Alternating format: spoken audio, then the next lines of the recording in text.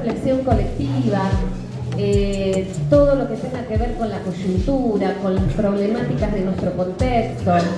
En fin, que los trabajadores y las trabajadoras seamos protagonistas permanentes de repensar nuestra realidad y poder transformarla. Por eso también tenemos un fuerte vínculo con el Instituto Artiguista, porque realmente la figura de Artigas es para nuestro sindicato una figura relevante, de esas que nos marcan el norte, desde donde, hacia donde queremos, el norte no, el horizonte, digamos, hacia donde queremos caminar, y con ese desafío siempre de pensar una patria emancipada, esa patria grande que aquellos patriotas pensaron. Así que con mucha alegría poder abrir nuestras puertas a esta propuesta, a la presentación de este libro de Ricardo Jonas, que destaca la figura de Simón de Iriondo. Gracias por venir, gracias por esta presencia, y vamos a dar inicio entonces a esta propuesta. Le voy a pasar la posta a el Cholo, así él presenta institucionalmente esta propuesta. Gracias. Bueno, desde ya, por supuesto, el primer y gran agradecimiento es para Cecilia y para el Solar de las Artes y el SADOP, digamos, el gremio que cobija este espacio, que realmente es pionero en esta idea de trabajar las ideas a partir de la cultura, por decirlo a lo mejor excesivamente sencillo. Así que el primer gran agradecimiento para él. Obviamente el segundo para todos ustedes que han venido. Y bueno, hay un tema que evidentemente yo estaría inhibido de poder presentarlo a Ricardo, porque tengo un gran problema con él. Soy muy amigo, lo quiero demasiado. Entonces eso me limita, digamos. Entonces uno trata de no caer en el elogio rápido, pero el afecto lo hace llevar a eso. Por otro lado, la verdad es que medio había preparado una introducción, digámosle académica, más académica, pero me he visto desbordado por el afecto que hay acá, afecto que convoca el mismo Ricardo, es decir, este tipo de bien, este hermoso personaje que transita por esta Santa Fe, por estos ríos, por esta vida, que nos alegra permanentemente, sus gotas de alegría nos vivifican en la vida. Así que a partir de ahí trataré de ser lo más sencillo posible en la explicación de lo que es este libro. Este libro es un logro, por un lado, digamos, una meta alcanzada, pero a su vez es la base de nuevos trabajos. Ricardo ha hecho un trabajo muy serio, muy metódico, ha estudiado, ha profundizado, y este libro, que como dice su editor, tiene la virtud de haberse agotado antes de presentarse, así que evidentemente ahora no lo van a encontrar porque ya se vendieron todos los ejemplares, pero me permito y le quito la primicia que ya está en marcha la segunda edición de este libro, con correcciones y con nuevos aportes que va a hacer Ricardo.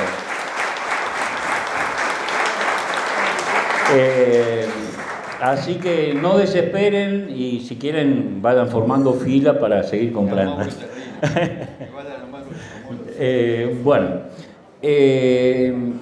Decía esto, digamos, hablaba desde lo afectivo y desde la realidad de lo que es Ricardo Jonas, pero ha tenido una inusitada valentía y creo que nos está marcando un camino.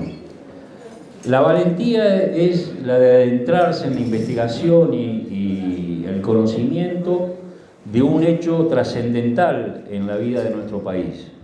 El año 1880 es de alguna manera un parteaguas, es decir, un cierre de un largo proceso que se inició en 1810 y se cierra efectivamente en ese 1880 con la federalización de Buenos Aires.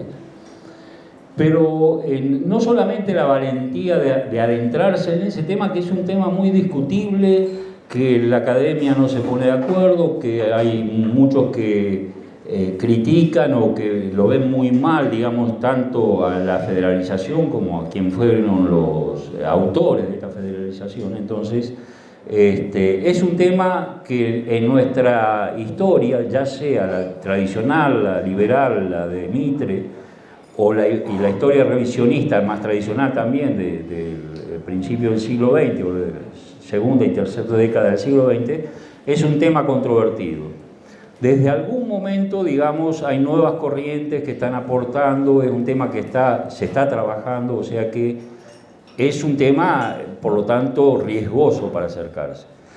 Pero a su vez Ricardo tuvo una enorme visión desde el punto de vista histórico y político, que es ver esos acontecimientos desde nuestra región, desde nuestro Santa Fe.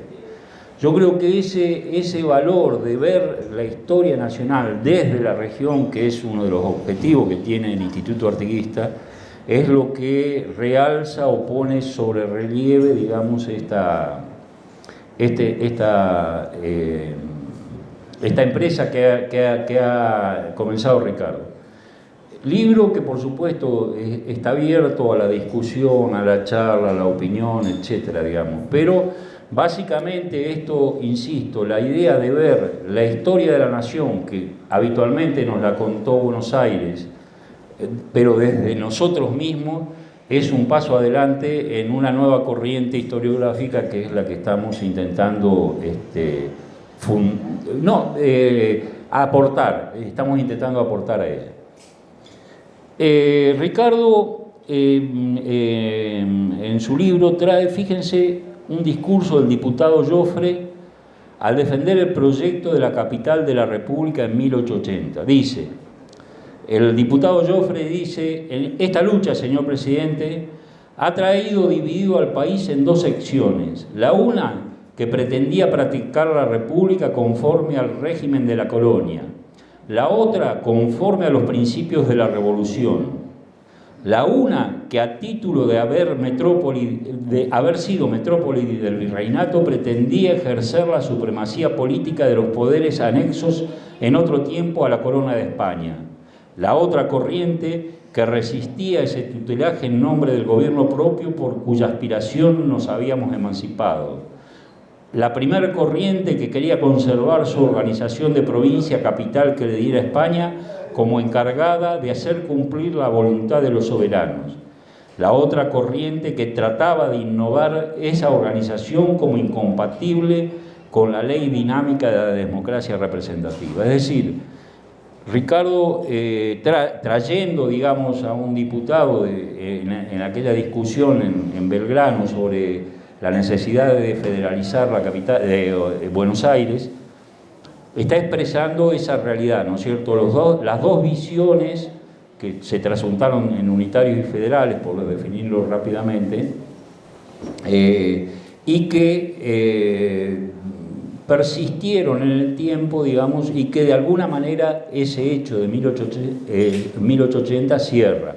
A partir de ahí comenzarán nuevas cuestiones económicas, políticas, que se tienen que ver. Pero la federalización de Buenos Aires cierra ese ciclo. En este libro, Ricardo, al hablar de Santa Fe, Giriondo, que es necesaria lectura para todos los que amamos el federalismo argentino y a nuestra querida provincia, es un elocuente alegato en favor de una figura que no tiene el reconocimiento público que merece. Simón de Iriondo, que representó de un modo destacado a esa generación del 80 cuyo liberalismo nacional marcó un antes y un después en nuestra historia. José y Rafael Hernández, Carlos Pellegrini, Eduardo Wilde y tantos otros representaron a una brillante generación que produjo uno de los cambios más notables de nuestra historia, modernizando a nuestra economía y a la cultura nacional, ubicándola a la altura de los tiempos que les tocó vivir. Simón de Iriondo nació en Santa Fe el 28 de octubre de 1836 y falleció en la ciudad de Buenos Aires el 30 de noviembre de 1833. Abogado, fue muy joven ministro del gobierno de Pascual Rosas. Encabezó el movimiento federalista contra el mitrista Nicasio Oroño y fue elegido gobernador 2 veces, la primera en 1871 y en una segunda oportunidad luego de ser proclamado por el Club del Pueblo en 1878. Ricardo da cuenta del aporte del irondismo al federalismo, su oposición al golpe mitrista de 1874 y su apoyo a la federalización de la capital federal en 1880, conseguida al costo de 3.000 muertos en las crueles batallas de Puente Alsina, Los Corrales y Barracas. Esta sangre derramada por la defensa del federalismo contra el centralismo porteño goza, en términos generales, de muy mala prensa. El irondismo como movimiento político en la provincia de Santa Fe produjo cuadros políticos de excepción, como Servando Bayo, Mariano Cabal, Manuel Pizarro, el canónico Manuel Zavalla, Jonás Larguía, entre otros eminentes federales. Tuvieron la admirable tarea de dotar a la provincia de colonia, de dar tierra a los inmigrantes, de promover la educación pública, de dotar a la provincia de un productivo banco y desarrollar un ferrocarril del Estado. Una obra reformista que modernizó la provincia desarrollando sus fuerzas productivas, multiplicando el ingreso popular y dotando a Santa Fe de una infraestructura envidiable. Este liberalismo nacional los llevó al enfrentamiento con el Banco de Londres y contra el poder fáctico de los intereses antinacionales, representados por Manuel Quintana, un petimetre que llegó a ser presidente de la República. La digna posición del gobernador Servando Bayo, que junto a su ministro Pizarro firma el decreto que cierra el Banco Inglés, es uno de los hitos de la historia nacional, y esto está minuciosamente explicado por este excelente libro de Ricardo. Bernardo de Irigoyen, al despedir los restos de Iriondo, hizo un excelente resumen de su gobierno. 60 colonias y 60.000 inmigrantes contentos y felices. El valor de la tierra centuplicado, pueblos y ciudades florecientes y grandes como el Rosario, las instituciones reformadas con arreglo a los principios más liberales de la ciencia y del gobierno, la educación generalizada son hechos que, entre otros análogos, perpetuarán el nombre del que lo ha realizado. Santa Fe es Iriondo, el libro de Ricardo Jonas, se suma al debate contemporáneo sobre la naturaleza de nuestro Estado argentino. En este contexto, la lucha federal y nacional de Simón de Iriondo, retratada por este libro, adquiere palpitante actualidad. Así que muchas gracias, Ricardo, por el esfuerzo, por brindarnos claridad en este periodo del proceso histórico y por asentarnos en nuestra propia Santa Fe para que veamos la realidad nacional. Gracias.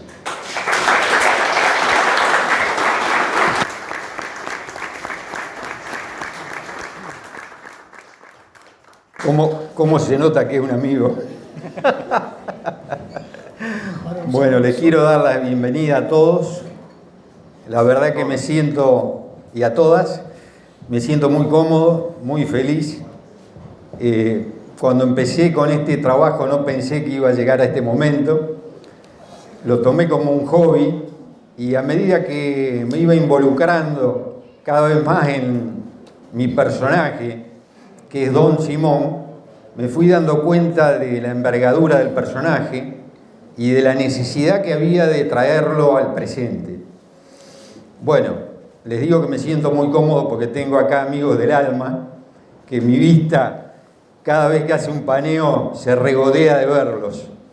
Es un verdadero encuentro de amigos, familiares, y les agradezco mucho que me hayan acompañado en esta noche. Bueno, voy a pasar a unas diapositivas que nos van a llevar en el recorrido de la vida de Don Simón, que Ceci va a tratar de más o menos irme llevando. Acá tenemos sus ancestros.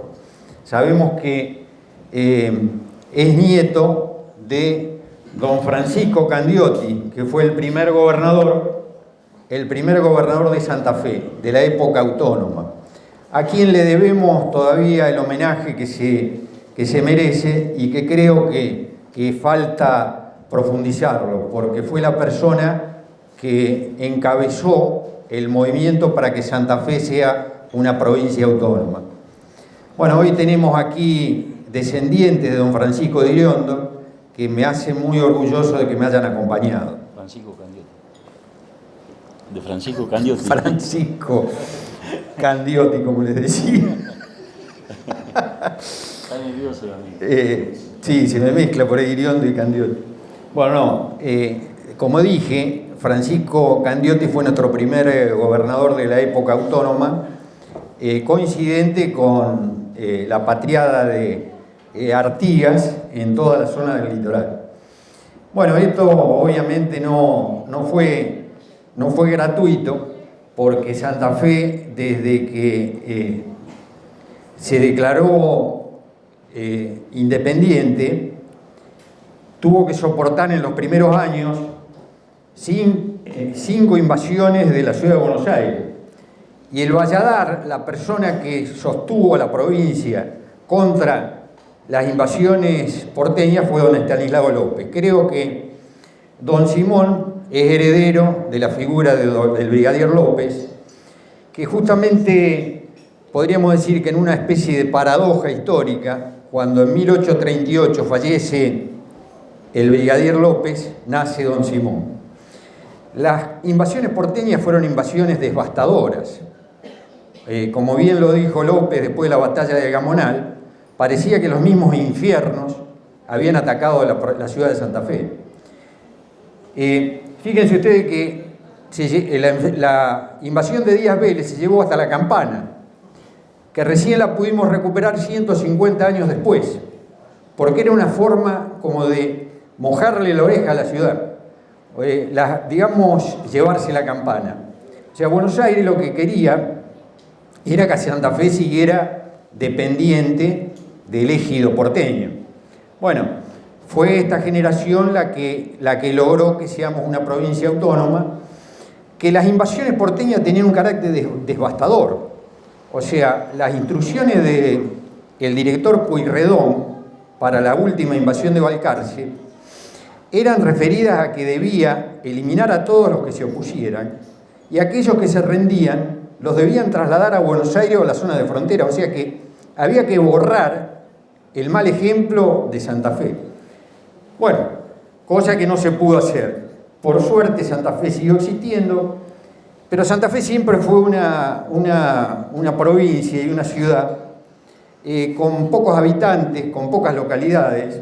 Acá tenemos un cuadro de la mitad del siglo XIX, en donde se ve la faceta pueblerina de Santa Fe, que no tenía más de 18.000 habitantes en 1850. Acá, si ustedes van a la Plaza de Mayo, van a ver la pirámide con las frases de Juan María Gutiérrez sobre lo que era Santa Fe en 1850. Se lo voy a leer. Santa Fe de la Veracruz es una de las antiguas poblaciones del Río de la Plata. Las barrancas del riacho por el flanco este son altas. Sobre ellas se levanta el desmoronado convento de San Francisco. La plaza principal se halla en la misma dirección. En una de sus esquinas está la iglesia pintoresca de la Merced y en otra la Matriz, lindo templo edificado, probablemente por el mismo arquitecto que trazó el plano de los portales del Cabildo, que se halla en la vereda opuesta de la plaza. Este edificio se está decorando actualmente por el artista Gras para servir a las sesiones del Congreso. El suelo de Santa Fe es de arena, favorable a la vegetación del naranjo. Después de una lluvia, al caer del día, particularmente el aire de la ciudad se embalsama con el exquisito perfume de los bazares. Juan María Gutiérrez era un convencional que vino a la ciudad de Santa Fe a dictaminar la Constitución de 1853 y nos deja esos pantallazos de lo que era nuestra ciudad. Bueno, en esa ciudad de Santa Fe nace don Simón, estudia en el Colegio de Córdoba y termina recibiéndose de abogado en la ciudad de Buenos Aires.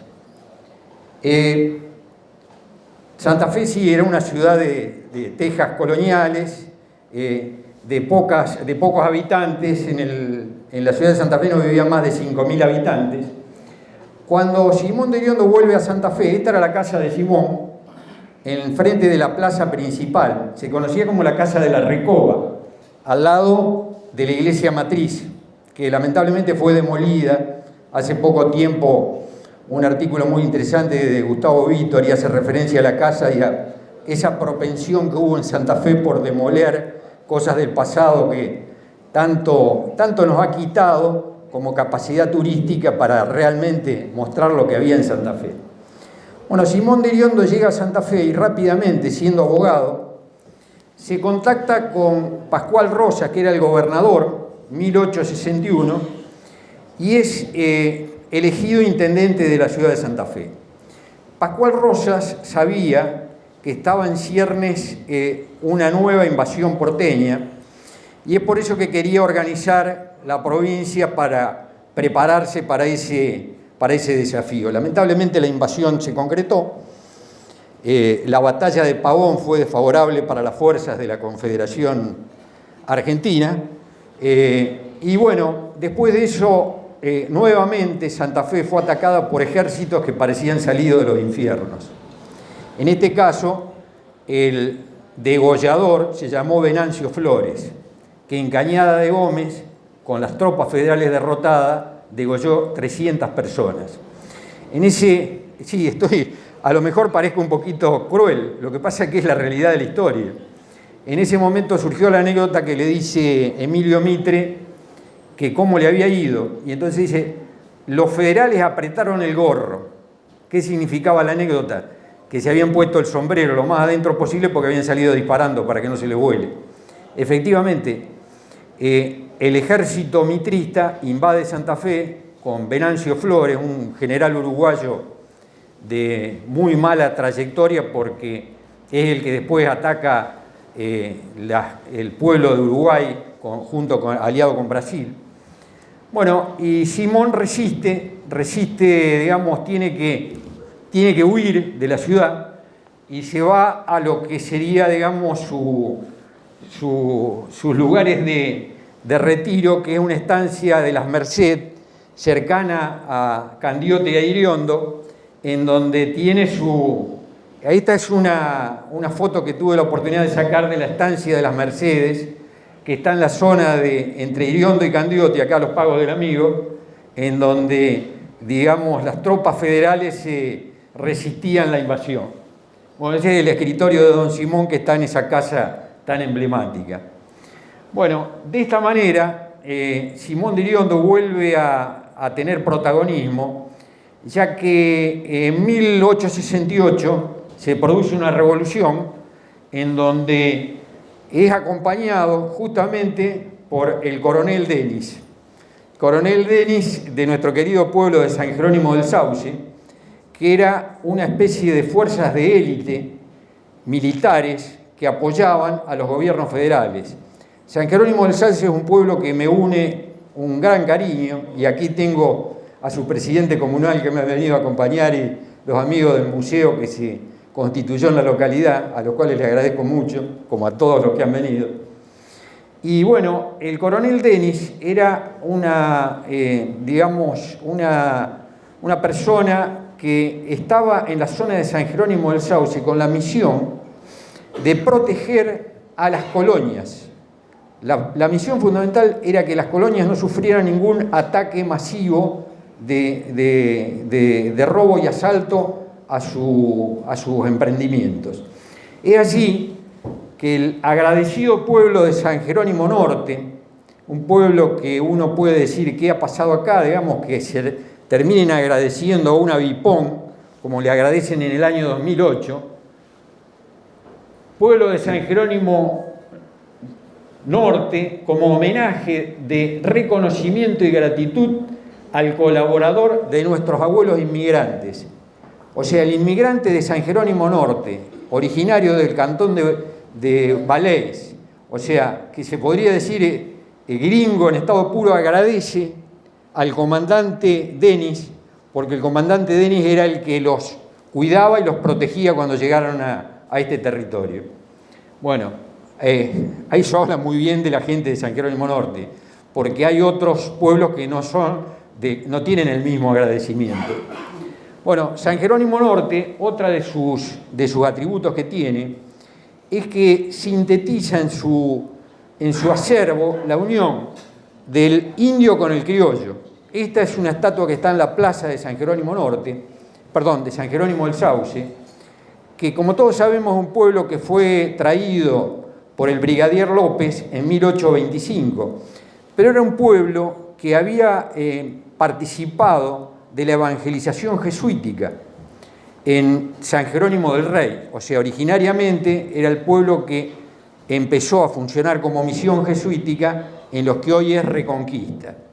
Bueno, este pueblo queda evangelizado por el movimiento jesuítico y sigue, digamos, respetando hasta la fecha, hasta aún hoy, a su santo patrono, que es el patrono de la ciudad de Santa Fe.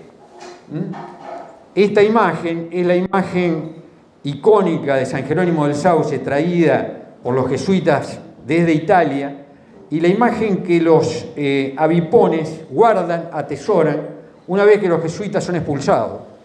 O sea, ellos parten de esta tierra, los jesuitas, pero los avipones quedan. ¿Y con qué quedan los avipones? Con la imagen de San Jerónimo del Sauce, de San Jerónimo, que todos los 30 de septiembre es sacada en procesión en la plaza de San Jerónimo del Sauce, y los descendientes de avipones reparten pétalos de rosa a su camino. O sea, un verdadero ejemplo de lo que fue la evangelización jesuítica en América lo tenemos acá, a 40 kilómetros. Y sus herederos fueron los que cuidaron a los colonizadores. Y el cuerpo de élite del comandante Denis acompaña a Simón de Iriondo cuando Simón de Iriondo asciende al poder en 1888. O sea, fíjense cómo se concatenan los procesos. No en vano se estableció en algún momento la paz de Añapiré, en lo que hoy sería la localidad cercana a Montevera, en donde estuvimos en San Jerónimo del Sauce con el profesor Carrizo, que nos contó en profundidad. El cura Ortegoso, que era el representante de la Iglesia Jesuítica en Santa Fe, establece la paz con los avipones. Y una vez que se establece esa paz, que es aprobada por el Cabildo de Córdoba, el Cabildo de Buenos Aires y el Cabildo de Santa Fe, surgen las misiones jesuíticas en San Pedro, en Reconquista, en Resistencia, que le dan a nuestra provincia y a toda la zona chaqueña una presencia jesuítica muy importante. Y obviamente una presencia desde Santa Fe, que es la que de alguna manera amalgama la presencia de esas misiones jesuíticas. Otro de los colaboradores de don Simón de Iriondo fue el coronel José Rodríguez, que si había algo que tenía claro José Rodríguez es cómo eran los partidos que funcionaban en Santa Fe. José Rodríguez era un comandante del ejército confederado que cuando en Pavón son vencidas las fuerzas nacionales, abandona el ejército y no se quiere sumar. Y le consultan cómo funcionaban los partidos en Santa Fe. Y él es muy simple, dice: desde que estoy en este mundo ha habido por lo menos 2 partidos en mi provincia. El de los hombres de Buenos Aires y el de los santafesinos.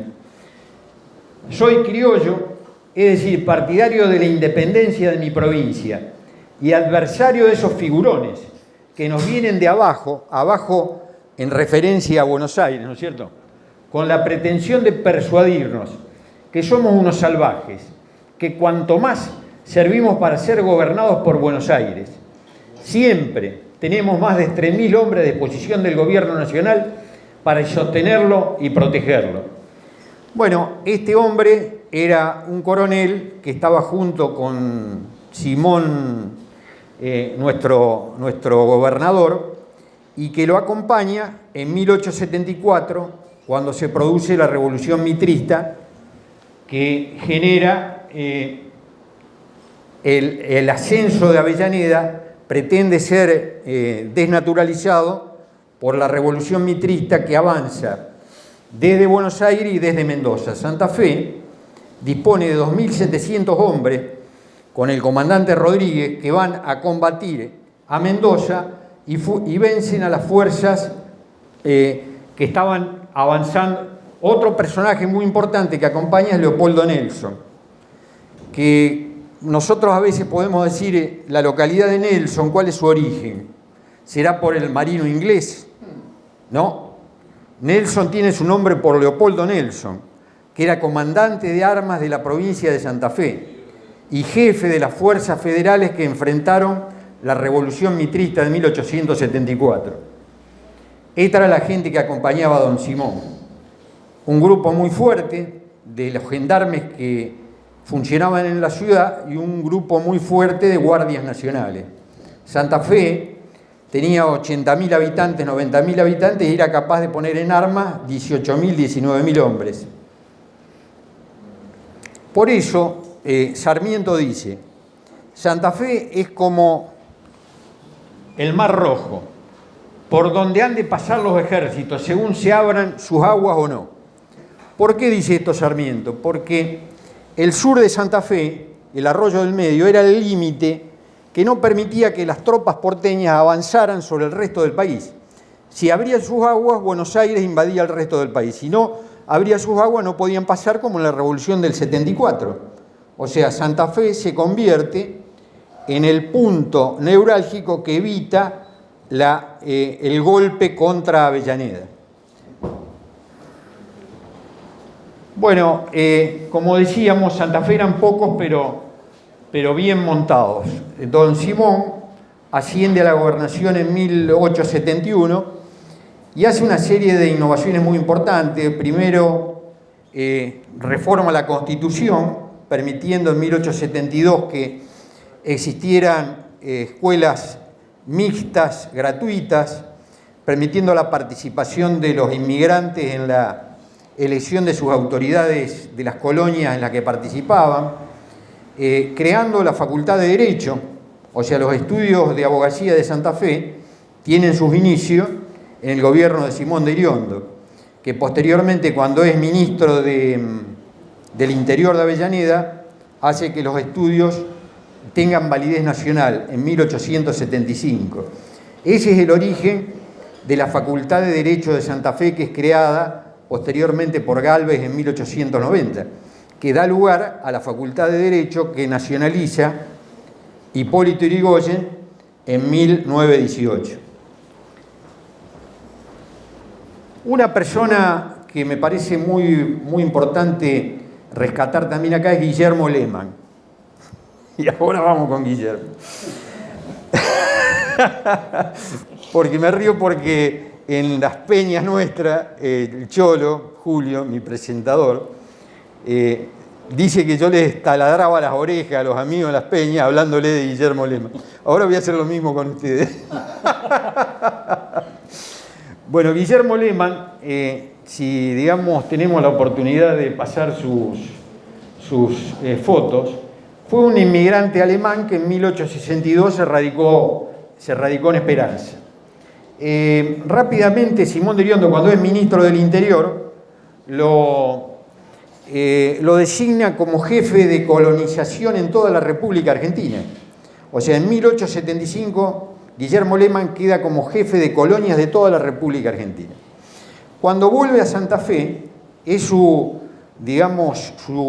socio en cuanto a la creación de colonias en la zona del departamento Castellanos y las colonias.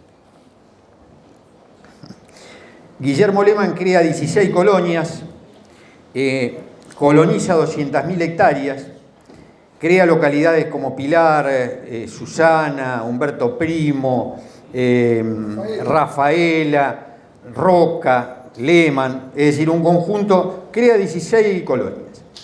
¿Qué característica tenía esta creación de colonias? Bueno, era un acuerdo entre el colonizador y el gobierno provincial, porque las colonias eran oficiales.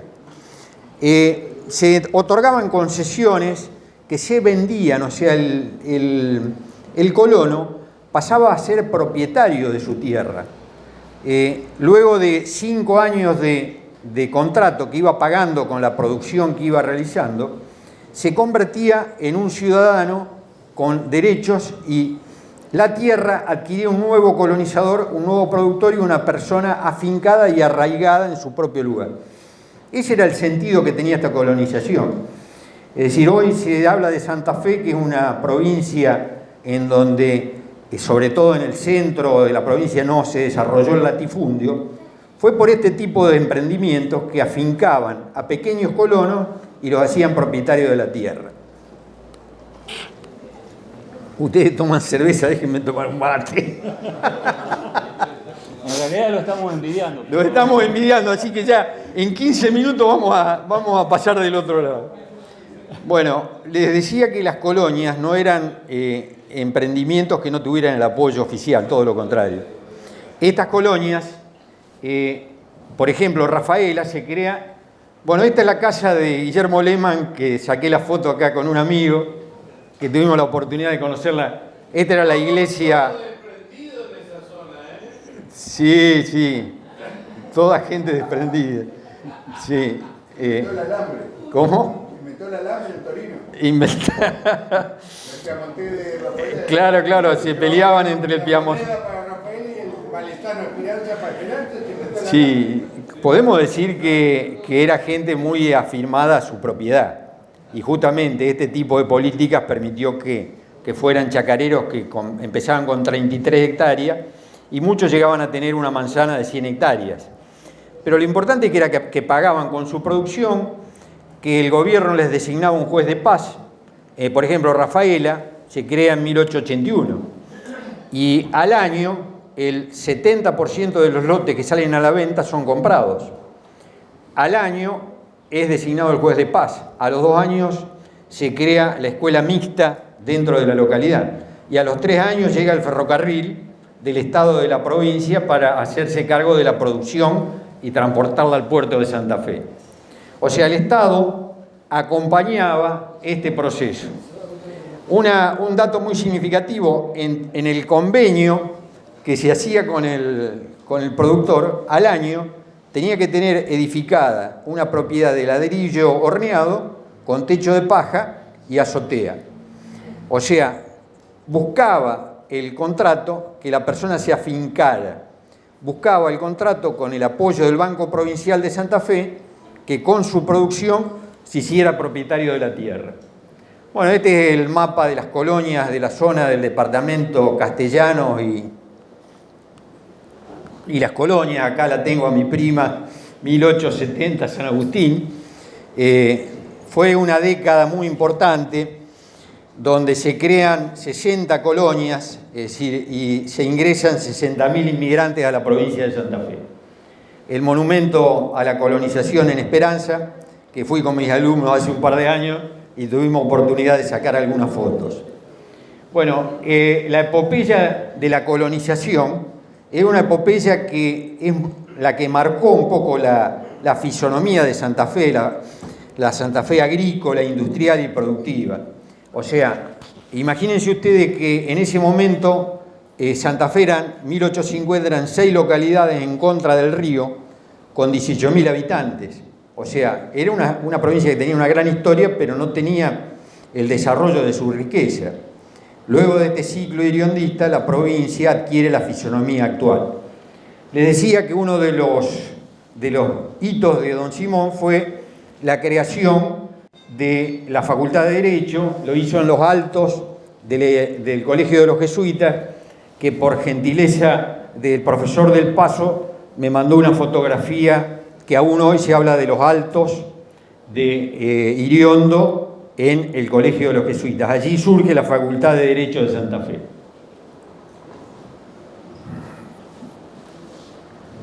Bueno, cuando Simón de Iriondo deja la gobernación, lo sigue Servando Bayo, un rosarino también muy importante, que le toca la gran tarea de defender el Banco Provincial de Santa Fe contra el vaciamiento que realiza el Banco de Londres.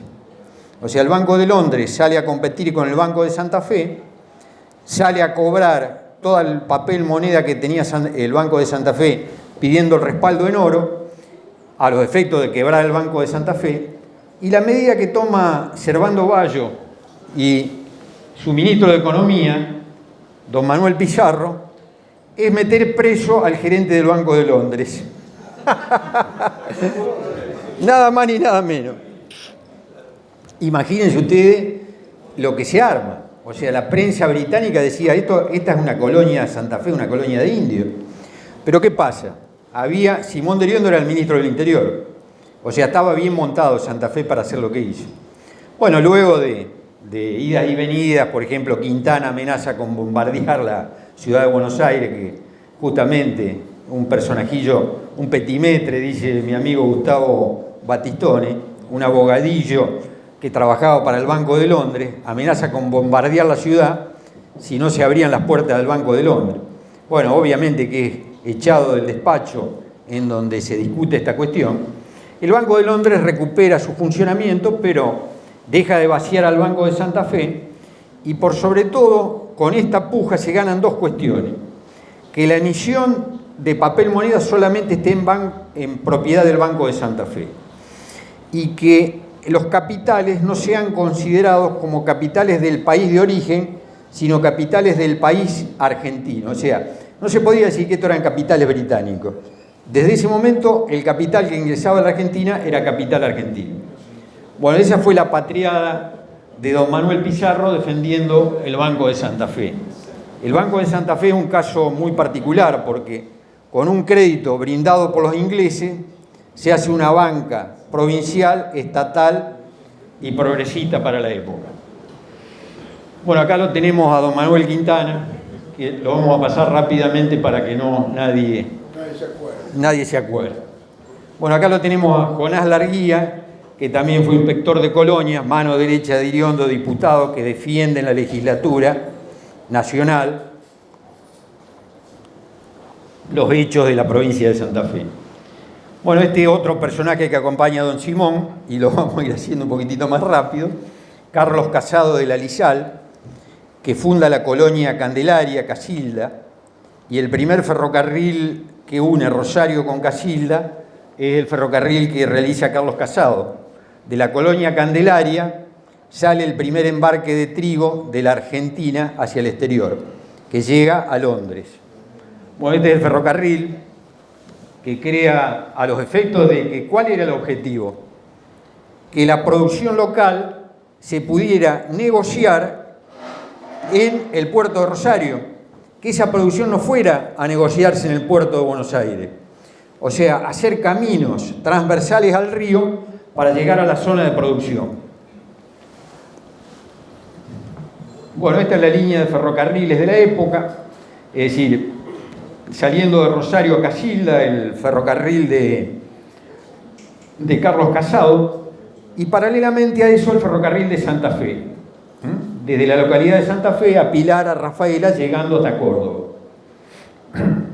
Como ven ustedes, la competencia con ese ferrocarril era el que hace Buenos Aires, directamente uniendo Rafaela con Buenos Aires, para que saliera más barato llevar el trigo de Santa Fe a Buenos Aires que de Rafaela a Santa Fe. O sea, en 1878 Santa Fe tenía 26 molinos harineros con máquinas a vapor y proveía a toda la Argentina de harina. En 1900 Buenos Aires se convierte en el proveedor porque estos costos permitían que llegara más barato el trigo a Buenos Aires que a los puertos de Santa Fe. Bueno, este es el... ¿Saben qué es esta? Esta es la estación Belgrano. Bueno, era la sede del ferrocarril del Estado de la provincia de Santa Fe. 1884. Bueno, esta es otra foto que saqué acá con mi amigo. Fíjense la misma fachada, el mismo formato. Como sabemos bien, Esperanza es un pueblo que cuida mucho su patrimonio, y esta es la estación del ferrocarril del Estado que está en la ciudad de Esperanza, aún se mantiene en pie. Fíjense la belleza arquitectónica vinculada a lo que habíamos visto antes, del estado de la provincia de Santa Fe. Bueno, esta es el mismo ferrocarril que llega a Pilar. Esta es la máquina que llegó a Rafaela por primera vez en marzo de 1885. En Pilar, Guillermo Lehmann establece los hilos que permiten almacenar la producción agropecuaria de toda la zona. O sea, era un grupo de ciudadanos que acompañaban a Simón, que tenían una clara visión de que había que acompañar este proceso productivo con acciones concretas por parte del Estado. Bueno, acá tenemos el puerto de Santa Fe, que estaba en la zona del río Colastiné, que se inaugura el 15 de octubre de 1886, y había una vía férrea que llevaba hasta ese punto. Bueno, esta es la localidad de Rafaela cuando llega el primer tren en 1885. O sea, ustedes se imaginan lo que significaba pasar del transporte con bueyes al transporte con tren. Por ejemplo, para ir de Rosario a Buenos Aires, hacer el transporte con bueyes llevaba 2 meses. El tren hizo que el mismo transporte demorara 24 horas. O sea, era como tener la máxima tecnología del momento. Acá está el puerto de Santa Fe, que estaba en ese momento en Colastiné, del cual acá tengo los amigos de Colastiné que me están acompañando. Bueno, otra cuestión muy importante que logra hacer don Simón de Iriondo es establecer los límites de Santa Fe, que fíjense, originariamente faltaba la punta de la bota, faltaba el pie. En las negociaciones de límite logra, digamos, todo el departamento General López pasar a la provincia de Santa Fe. Bueno, ya no los quiero agotar más y solamente voy a completar esta historia diciendo que esto no fue fácil, porque Buenos Aires realizó una oposición contumaz contra este tipo de emprendimiento. 1880 es un año, se podría decir, clave, en donde este movimiento del interior, con Simón de Iriondo a la cabeza y la Liga de Provincias Federales, logra vencer a las fuerzas porteñas en Buenos Aires y establecer la capitalización de la ciudad para todos los argentinos. Muy bien, muchas gracias, muy amables por estar. Y yo sé que los he abrumado, pero les agradezco mucho que me hayan acompañado.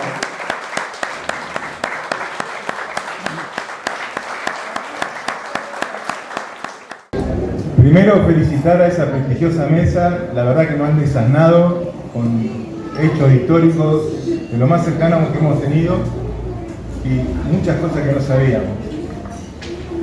La pregunta sería, Ricardo, a ver, ¿qué te parece? ¿Por qué un personaje tan importante en la lucha contra el unitarismo y el centralismo porteño, como Simón de Iriondo, como acaban de demostrar con todos sus datos y sus argumentos, ¿por qué permaneció en cierta medida en la penumbra o no trascendió demasiado su gran participación y su accionar? ¿A qué se ha debido eso y no tiene realmente el reconocimiento que realmente tendría que tener? Sí.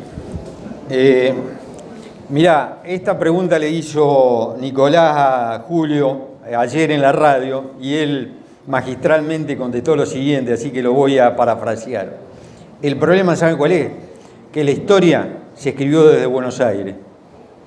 La Academia Nacional de Historia, los prestigiosos, entre comillas, historiadores, no han visto a las provincias como nada más que lugares donde ellos ejercían su dominación. Y bueno, el desconocimiento de todo esto de lo que estamos contando es fruto de que nosotros mismos en Santa Fe hacemos de alguna manera muy poca observación hacia nosotros mismos. Hubo una época muy buena con editoriales como Colmeña, Castelví, que que impulsaban a los historiadores locales, como bueno, ahora obviamente lo tengo a Nicolás Rojo, que es mi editor, que ha permitido que yo pueda producir este libro. Pero no hay un impulso, una iniciativa de apoyo a los historiadores locales, lamentablemente. Bueno, acá Julio creo que está pensando en un emprendimiento como auspicia este libro, otros que me parece que tiene en ciernes. Sí, digamos, de la misma manera que acompañamos a Ricardo, también hemos acompañado a Gustavo Battistoni, ahora se ha sumado con nosotros Lizzy Rodenas, una exquisita autora novelista de Rosario, digamos, que ha escrito un maravilloso libro. En fin, es decir, la idea que nosotros estamos propiciando, por una parte, es que en nuestra página web se vea reflejado, digamos, el principio de producciones referidas a la historia de Artigas y evidentemente a la historia que nos compete a todos como parte de la historia que somos, ¿no es cierto? O sea que, por un lado, estamos incentivando a nuevos escritores, a nuevos compañeros, digamos, que expresen su pensamiento, más allá de la exquisitez de sus letras o no, digamos. Acá el compaisano Rubén Román es el encargado de los compendios, promueve, incentiva, etc. Pero al mismo tiempo la idea es generar todo un movimiento que parte desde lo cultural, no solamente de lo escrito analítico, sino también desde la música. Hemos propuesto, hemos avanzado, hemos logrado la realización de un audiovisual que recomiendo que ustedes vean, que es la historia de Artigas, que se realizó con el apoyo del INCA, del Instituto Nacional de Cine, del canal de la TV Pública y del canal Encuentro. Fuimos nosotros quienes generamos los contenidos de esta miniserie que dirigió Mauricio Minotti y que cada tanto se repiten y que esperemos que se liberen pronto los derechos de autor para poder exhibirla con mayor asiduidad. O sea que nuestro movimiento lo que está tratando de generar es el conocimiento y la compenetración de todos los ciudadanos de estas regiones, incluyo a los compañeros del Instituto Federal José Artigas de Entre Ríos, que han venido esta noche a acompañarnos, a los compañeros del Instituto Artigas de Córdoba, a los compañeros orientales del Instituto Artigas también, es decir, hemos desparramado esto que era una pequeña semilla, digamos, está tomando cuerpo en lo que era la Liga de Pueblos Libres. O sea que ese es un poco parte de nuestro hacer, es decir, que nos reconozcamos, que nos sintamos nosotros orgullosos de nuestra historia y conocedores de nuestra historia. Eso es el objetivo que tenemos y de allí es que estamos acompañando, apoyando, dando vida o dando la posibilidad de expresión a quienes como Ricardo se acercan a la escritura aún de una manera inicial. Insisto, esto genera a su vez nuevas ideas, nuevas perspectivas y nos ayuda a todos a que comprendamos realmente nuestra historia para que ustedes saben que la búsqueda de la historia no es la búsqueda de saber un dato o una fecha más o menos, es conocer nuestra propia identidad como ciudadanos, como pueblo, como sociedad. Entonces, por eso es que buscamos esta nueva visión, es decir, y sentirnos orgullosos de lo que hemos sido y lo que somos, y lo que seremos seguramente. Así que, en parte respondo tu pregunta, Rubén.